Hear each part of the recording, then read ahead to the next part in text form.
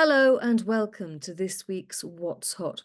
Well, have you been one of those lucky enough to see one of this week's Aurora Borealis? Well, some of the kids, way past their bedtime, certainly have seen it, and I overheard one of the children saying it's within touching distance. I understood.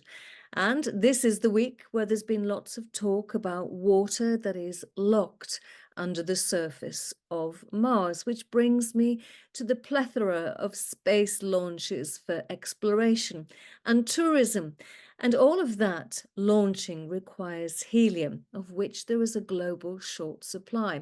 So, enter Georgina Energy, which aims to become one of the top four global producers of helium and hydrogen.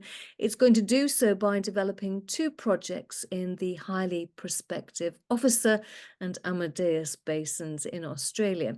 Now, within those basins is Husar, considered to be one of the most potentially significant resource basins in the Asia Pacific region due to its significant helium, hydrogen, oil and natural gas potential.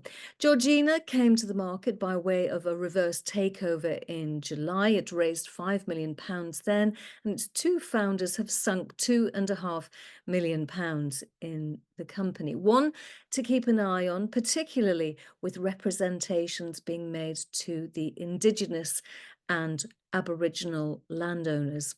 Back to water on Mars, and the BBC writer quite correctly wrote that water on Mars is thought to be between 11.5 to 20 kilometres deep underground. Drilling a hole a kilometre deep is a challenge on Earth, so it would be very difficult on Mars, they wrote.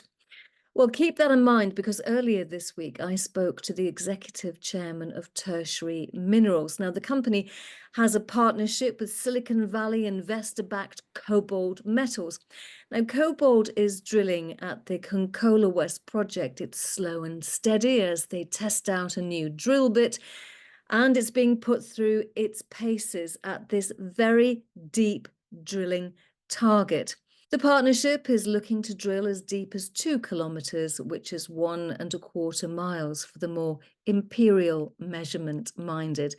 Which brings me full circle. Let's go back to space. And I'll remind you about a company that I've looked at before. It is the world's first listed space tech fund, Seraphim Space Investment Trust, with its 126-strong space tech company portfolio and one of the most active investors in the space market.